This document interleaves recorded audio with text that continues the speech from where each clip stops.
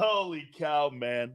Hey, I gotta tell you, I couldn't wait for this next friend of mine to come aboard with us, man. I mean, you know what, man? The last couple of weeks, I've been getting a lot of my friends on The Rock and Boomer Esiason and all these guys. But this guy here, man, is totally every single time. And how many times have we seen each other at the Army-Navy game in either Baltimore and Philadelphia? He's a 4-time Pro Bowler and one of the best hitters in the National Football League. Works in broadcasting in Tennessee there and part of the broadcast team there for the Titans. Does a fabulous show, and he is really absolutely on his point when he talks about football and also this Titans team. It is our friend Blaine Bishop. Blaine, how you doing, friend? What's going on there, man? I'm sure everything's going well. It's Alumni Weekend, so, I was a Houston Oiler, Tennessee Oiler, and a Tennessee Titan, let alone I finished my career as an Eagle. So, yeah, man, so this Alumni Weekend, so in spirit of Alumni Weekend starting up here on Friday, man, I'm wearing my Oiler. Derek, I get to see some of my former teammates and some guys maybe that played in the 70s, 80s that we all looked up, up to, and whether it be Dan Pastorini or whoever it may be, Winfro or Mike Renfro. There's a number of people coming. I think 150 guys are coming this weekend. Look at that uniform, man. God dang, I love that gear, man. Yeah. See, I think they should have did this because they're playing the Texans. I think the Texans should have wore the white gear. And you guys wear the blue so that you could have made it all. And I know the Texans have but they're still, it's Houston. It could have been a really cool scenario there where, you know what? That's truly one of the most famous uniforms in pro football. To me, you know what it reminds me of? Like the Expos. The Expos logo is one of my favorite Expos, one of my favorite baseball logos of all time. But this Oiler one is truly one of my favorites. Behind that Tampa Bay one you got right there, that's number one, the sickle. They number one. I don't know, there's probably a fight for, Oilers and a couple of other ones. The Eagles was nice, but man, they're definitely in the top 5. But man, that orange sickle there, that's number Leroy one. gave me that. Leroy Selman gave me that. He's one of my best friends of all time, and I just love him. I want to get into, before I get into the trade that the Eagles and Titans made, are you shocked what you're seeing with A.J. Brown and how he's elevating his game to where it is right now? Look at you laughing already. I said this, hey, Blaine, there must have been a disconnect there on how to not utilize this guy, because this dude right now, I mean, it's like watching T.O. Yeah. No. He, and I told you when he got traded, he was the number one receiver. And the reason why the Titans, I think, didn't go down the road to pay him, they didn't throw the ball enough. He would only have like 5 or 6 targets a game because they were a run-based offense. So they go, well, we can't pay someone $25 million, only giving them the ball 5-6 times a game on average. So, it just didn't make sense to them, even though he was an elite player. And when he touched the ball those 5 or 6 times, he did damage. He did work. So imagine now he's getting double that production. To me, he is every bit of what I thought he'd be. To now, you have to say he's somewhat in part of the MVP conversation to a certain extent. He's one of the better wide receivers in the National Football League. I thought he was a top 10 receiver, but man, he's proven that he is for sure in the running one of the top 5, top 3 receivers in the National Football League. And that part is a little surprising, but I think as you continue to elevate in the passing game, your confidence go to this whole nother level where you feel like you're invincible and unstoppable. I think that's when I watch him. That's where I see where he's at. I think he had that mentality already, but now he's getting the numbers to back it up, and it's only feeding into that. And you know about that, being a former athlete yourself. You kind of feed on that, and then that kind of empowers you to be this, superhero type player, and that's what he looks like. Wow. Tell me who Kevin Byard is, and were you shocked that they dealt him? Does he have a lot left in the tank? He's never missed a game in his career, which is insane great. In your opinion, how much of an impact does he make on that Eagle defense? And does he have something to offer still? All right, let's first give it a background on him. He was a 3rd-round pick from Middle Tennessee, and, a lot of people hadn't heard about him. But he was kind of old school in that he knew the history of the game. He was talking to me about the history of the game when we first got him here with the Titans. And I said, oh, this guy's going to be sharp, because you could tell he would study film. He knew history of the game. And so with all that being said, he kind of gradually, went through the process, getting to year 3, 4, 5. He became one of the, better safeties in the league, if not, top 3 safeties in the league, because he was good at every level. He could play in the run front. He could play slot. He definitely was a ball hawk guy. And he was that in college. He was a ball hawk guy. I think he finished his career in college with 19 interceptions. I think that his claim to fame is he got 2 interceptions versus Alabama. So that kind of put him on the map. So, and he's continued that and grown, and man, off the field, class act pro, on the field a pro, team guy. But does he still have a lot left? I believe he has a lot left. I really believe. I think he's kind of plateaued now where he's a really, really good player. Probably not all pro, but maybe Pro Bowl potential still. But, naturally, when you get up in age, he processes information so fast now. He is still a great player, and he's going to be a joy to have once he gets comfortable in the scheme and the system, man. I'm happy for him because I think he's the greatest Titan safety in their history. He definitely is going to be a Titan legend. But wow. And I think he deserved to be with a winning team who has a shot now. He's probably got a 3-year window where he's going to still be pretty good. And I think he's that good. He's just the greatest safety in Titans history. That's with the Titans, quite a compliment from you. Yeah. I think he's that guy. He's that dude. And once he gets around that kind of pressure that y'all can put on the football, the front 4 and front 5 guys, man, he is special when it comes to ball hawk. I would put him not quite there yet, but some of the great ball hawks in our era with Ed Reed and Troy Polamalu. He's kind of that kind of player, but in a different manner. He's very systematic within the scheme of the game and studying the game and of his opponents, and then he takes his calculated risk right then within the scheme of the defense, man. And I think it's a great addition by Philly. You could tell they're going. Naturally, everybody thinks they're going to be a front runner in the NFC for the Super Bowl, but I think this is probably the final piece that gets them over the top. Will Derk Henry be a Titan by next Tuesday at 4:00? Wow, that's interesting. We just talked about this on my show. It's a tough one.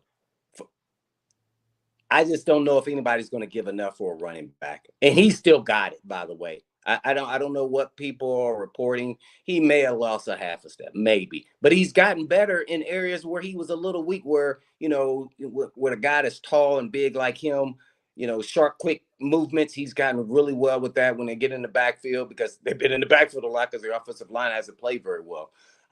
Will he be back?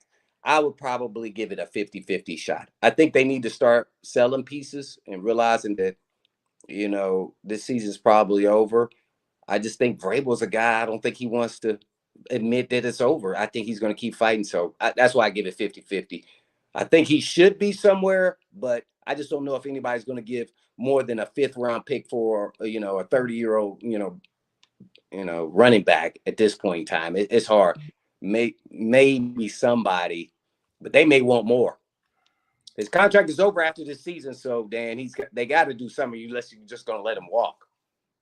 I'm going to throw a scenario at you here, and if they're waving the white flag already, and they're not even at the halfway point, I saw something this past weekend, and let me expand on it a little bit and get your reaction on it.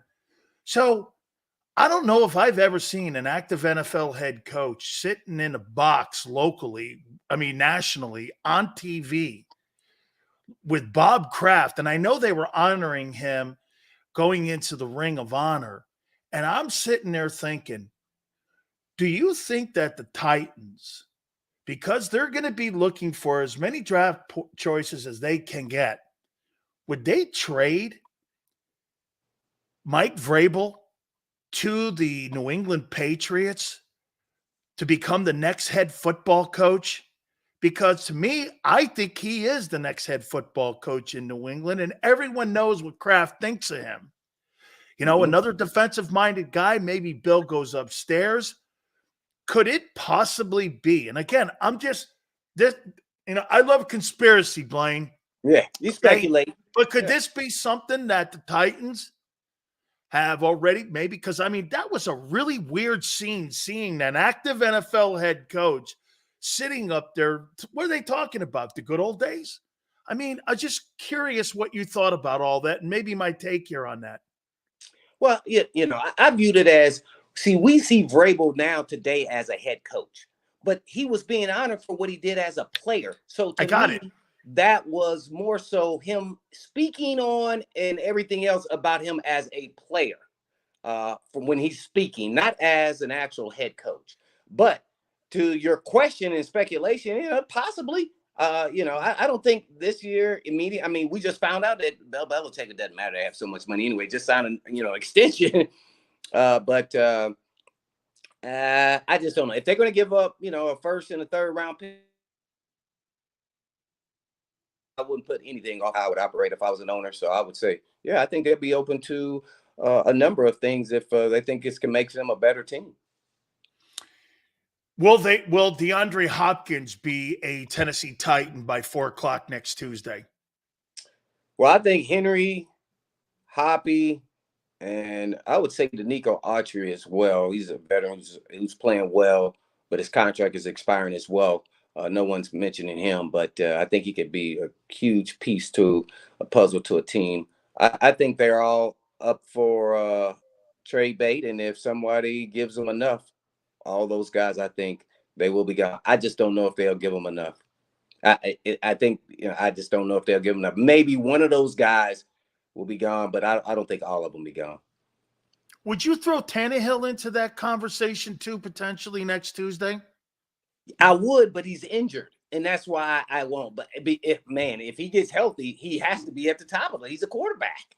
So these are all the things that I said this offseason that they should have turned the page and,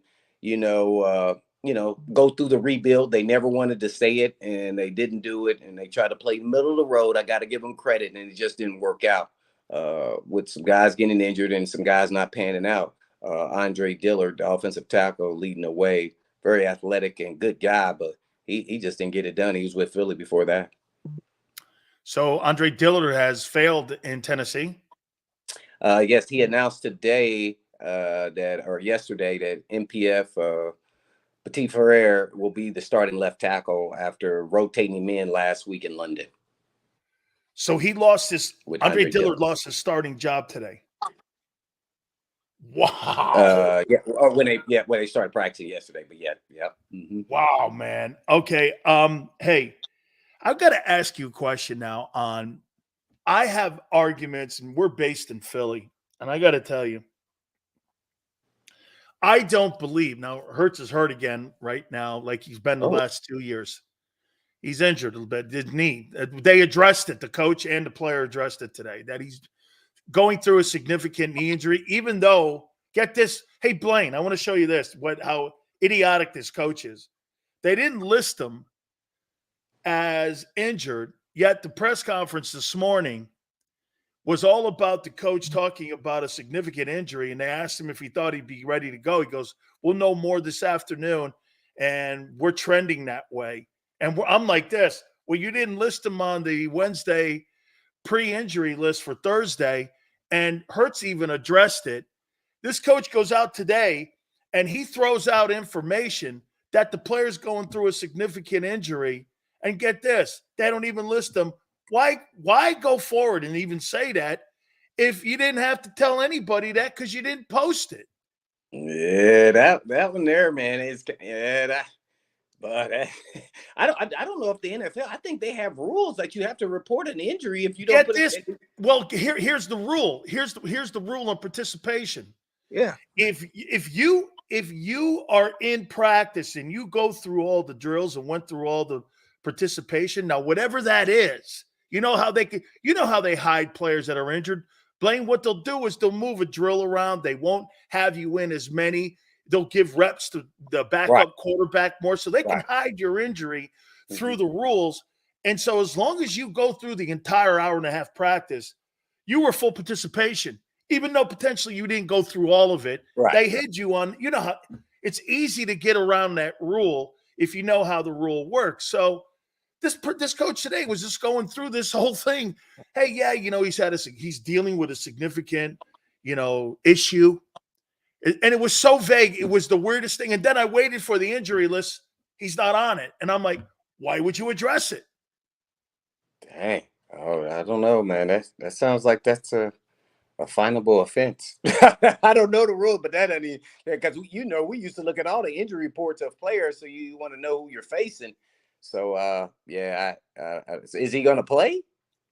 They're saying it's trending that way. Oh. Hey, that's what I went like this. Oh, is he playing or not? He's not on any list. They're like this. Well, he's trending that way. And I'm like, well, okay. What the hell was I was like this. I was like, hey, this guy Sirianni, man, he needs to be a CPA or a librarian or something. I was like, I've never seen anything like it where a guy why would you say shit? This is why I like Belichick. Hey, I'm a coach. You want to talk to the doctors? Talk to the doctors. Right. I don't know shit about anything. Talk to those guys. I'm the coach. I totally love that. Do you think you can win a Super Bowl with Lamar Jackson and Jalen Hurts' style of play? Whew. You know what? I probably was more on the other side of that won't happen probably a couple years ago. Because the way the league is and how running quarterbacks, and then the history tells you most running quarterbacks, I can't remember the last one that have won a Super Bowl. They were mostly all pocket passes. They may maneuver in the pocket. We can go like Russell Wilson or somebody like that, but they weren't runners. So before, I would say that could never happen, but I think eventually it will happen. Now, if I was constructing my team, I want my quarterback to have some mobility, but I don't want him to be a running quarterback. And I think Lamar Jackson and Hurts are becoming better passers as they continue to grow. That's what I said about Hurts a couple years ago, and I thought he'd be really good because of his mental capacity to take in information and to continue to improve every year that I've watched him play football. And if you listen to him, he's just an internally motivated, unrattled person. And those guys have a lot of success because that's how you have to be, whether you're dealing with the media, where you're making a mistake or not on the football field. You have to be a leader. There's so many components to it when you're the National Football League. Maybe that got his opportunity, but he continued to grow as a passer, even from college to pro. And so I think eventually him and Lamar are kind of somewhat the same. We played the Ravens in London, the Titans. And he's getting a lot better, staying in the pocket, going through his progression reads, and running when needed. And they'll still put a run in there or two for him. I like it. So I think eventually they will. Here's why I think, and I'm with you. The problem that you have with these dual threat guys like those two players is that you don't, and I don't believe you're going to have the time to develop them into the passers that they're going to need to be to win Super Bowls, because I don't think there's high ceilings on those guys because of the fact that, you take so much of a pounding. I mean, you take a pounding. Jalen Hurts is on pace to have almost like 200 carries and 600 throws. Whoa. I mean, last year he would have had 200 carries.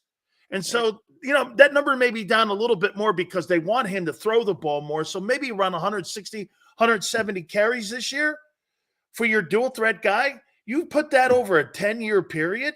No way. You're going to have a guy run the ball 1,100 times and he's going to last in this league? You're out of your mind. Running backs, get this. Blaine, running backs don't last longer than 7 years with 1,100 yards in 10 years. Why would he? Yeah, well, and that's where that college style RPO stuff. And I think what's happens once these quarterbacks get the money, then they start saying, okay, we're going to not run them as much. So have they run him as much this year, Hurts? We played Lamar. He seemed to be more in the pocket. They still had a couple runs for him, but nothing like the years past. So you can tell they're kind of easing into this. We're going to let this maturation process. He's sitting in the pocket. He's showing he's standing tall. He's not panicking. He's going through his progression reads. Hurts, I haven't watched closely, but he was kind of doing that last year. But if they call a run, I think he just takes it and runs. Gotcha, man. Hey, Blaine, how are things going broadcasting, my friend? I mean, I know you're killing it. You're a Tennessee legend, man. And what a fun weekend with the Oiler gear and all that stuff, man. I'm going to be checking that thing out, man, because I want to see that lid. Once again, my boy Alonzo Highsmith wore that thing, man. Oh, man. He loved that thing. He used to be around when I first got into the league because I think that might have been his last year, but he had tore his ACL. So I got to see him around, and he's a GM, and now he's director of recruiting. Is he at the U now? Where is he at now? He's at the U.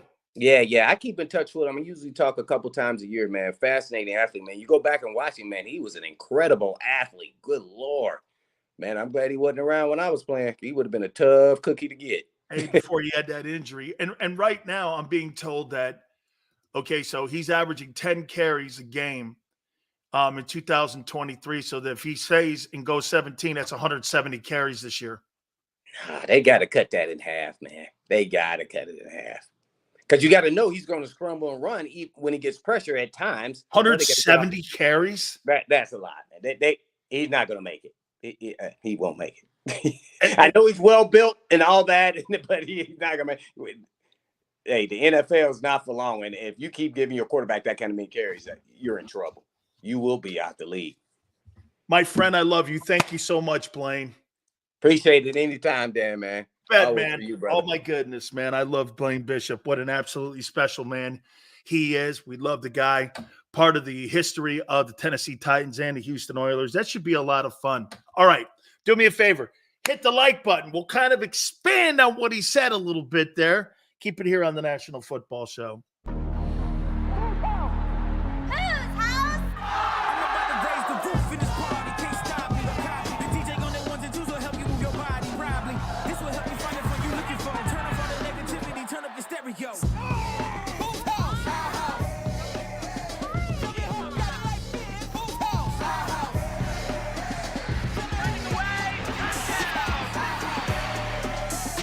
Football and Hooters, the perfect pair.